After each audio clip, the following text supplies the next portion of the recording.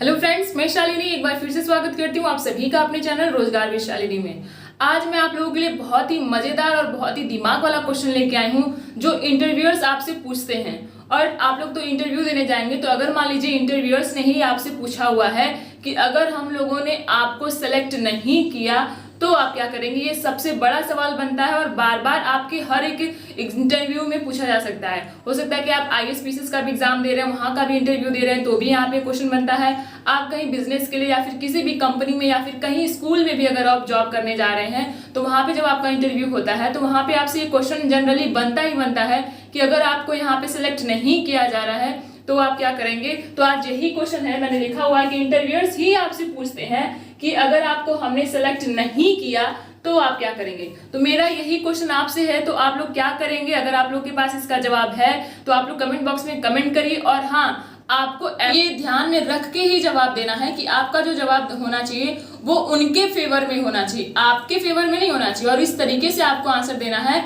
कि हाँ, उन लोगों को लगे कि ये कैंडिडेट जो है इसमें दम है, ये कुछ तो कर सकता है। तो आप लोग कमेंट बॉक्स में कमेंट करिए कि अगर आपसे ये क्वेश्चन पूछा जा रहा है कि इंटरव्यूअर्स ही आपसे अगर पूछ रहे हैं कि अगर आपको हमने सेलेक्ट नहीं किया तो आप क्या करेंगे। तो आप लोग प्लीज कमेंट बॉक्स में कमेंट करिए, सही गलत कुछ भी करिए। इससे आप लोग को पता चलेगा कि आखिर क्या क्या चीजें हैं, क्योंकि बहुत ढेर सारे लोग देखेंगे वीडियो और वो लोग अपने अपने मन से, सबका अलग अलग दिमाग होता है, सबके पास अपनी अलग अलग नॉलेज होती है और उस नॉलेज के हिसाब से लोग अपने अपने आंसर्स को करेंगे। हो सकता है कि आप लोग को एक दूसरे के पॉइंट्स में से ही बहुत ढेर सारे पॉइंट्स मिल सके, तो इसलिए आप लोग कमेंट बॉक्स में भर भर के कमेंट करिए कि आप लोग इसका जवाब क्या देंगे। इसका आंसर मैं भी आपको बता रही हूँ कि अगर इंटरव्यूअर्स ने पूछा कि अगर हमने आपको सेलेक्ट नहीं किया तो आप क्या करेंगे, तो आपको ऐसा जवाब देना है कि इंटरव्यूअर्स के मन में कुछ तो सोचने की बात आ जाए कि हाँ, हमें इस बंदे को सिलेक्ट जरूर करना चाहिए। तो आपको वहां पे ये जवाब देना है कि सर, ऐसे तो मैं कह नहीं सकता कि आप लोग मुझे सेलेक्ट करेंगे या नहीं करेंगे, लेकिन मैं अपनी पूरी प्रिपरेशन करके आया हूँ। आप लोग मुझसे जो भी सवाल करेंगे उसका मैं अपनी तरफ से पूरा सही आंसर देने की कोशिश करूंगा या करूंगी।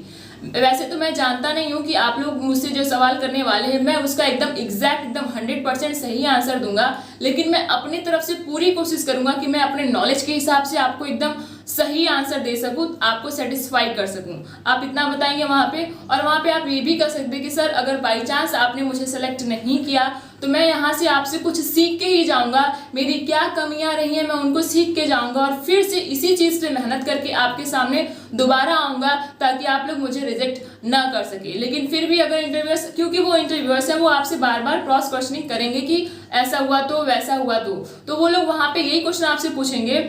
और एक बात और आपको याद रखना है कि जब लोग वहां पे बोलेंगे कि मैं तो अपनी तरफ से पूरी कोशिश करके आया हूँ, पूरा एकदम सही आंसर दूंगा, ये आपको एकदम झल्ला के या फिर एकदम उस तरीके से नहीं बोलना है कि उनको लगे कि आपके अंदर एटीट्यूड है। आपको जो भी जवाब देना है उसको नॉर्मल तरीके से देना है कि सर, मैंने तो अपनी तरफ से पूरी तैयारी की है, अपने नॉलेज के हिसाब से मैं आपको पूरा एकदम सही आंसर और करेक्ट आंसर, सेटिस्फाइड आंसर देने की कोशिश करूंगा। क्वेश्चनिंग आपसे होगी, रिटर्न क्वेश्चनिंग होगी, तो इंटरव्यूअर्स आपसे पूछेंगे कि अगर आपने फिर से दोबारा कोशिश की और वहां पे आप लोग बहुत पीछे रह गए या फिर आपका समय तो जाएगा 1 साल 2 साल, तो उसके बीच में आप क्या करेंगे। तो आपको वहां पे भी उसका आंसर देना पड़ेगा कि अगर वैकेंसी नहीं आई, 1 साल बीत गया, 2 साल बीत गया, तो क्या इसके इंतजार में ही आप बैठे रह जाएंगे, क्या आप और कुछ दूसरा नहीं करेंगे। तो आप बोलेंगे वहां पे कि सर, मैं दूसरा, एक तो जीवनी हमें अपनी चलानी है तो हमें उसके लिए तो कुछ ना कुछ करना पड़ेगा, लेकिन जो हमारा मेन फोकस है, क्योंकि मैं यहाँ से एक बार आके दोबारा फिर यहीं पे आऊंगा तो मैं अपनी तरफ से पूरी कोशिश करके आऊंगा।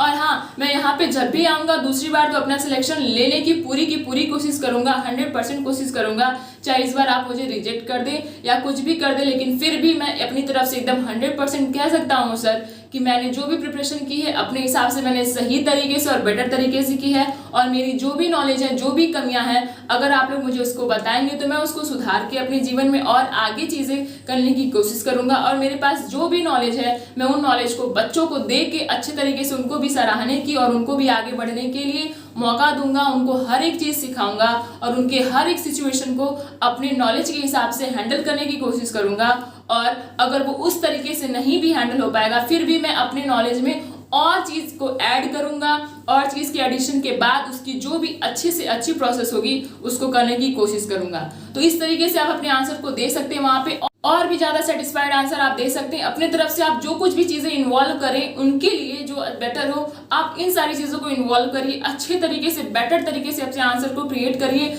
अगर मेरे कुछ पॉइंट्स आपको सही लगे हैं तो आप लोग इस पॉइंट्स को भी अपने आंसर में ऐड करिए। आपके पास कुछ अपने भी पॉइंट्स हैं तो आप लोग कमेंट बॉक्स में कमेंट करिए ताकि सभी लोगों को पता चल सके। तो आपने हर एक क्वेश्चन, हर एक सिचुएशन बेस्ड क्वेश्चन, हर एक टॉपिक को प्रिपेयर किया है। उसके साथ साथ आपको ये भी क्वेश्चन प्रिपेयर करना है कि अगर इंटरव्यूअर्स ही आपसे पूछ रहे हैं कि आपको सिलेक्ट नहीं करेंगे तो आप क्या करेंगे, तो आप अपने मन में ये आंसर बना के जाइए कि आपको वहां पे क्या आंसर देना पड़ेगा। अगर ये आंसर आपको थोड़ा सा भी सेटिस्फैक्टरी लगा हो तो please like and subscribe. Thank you.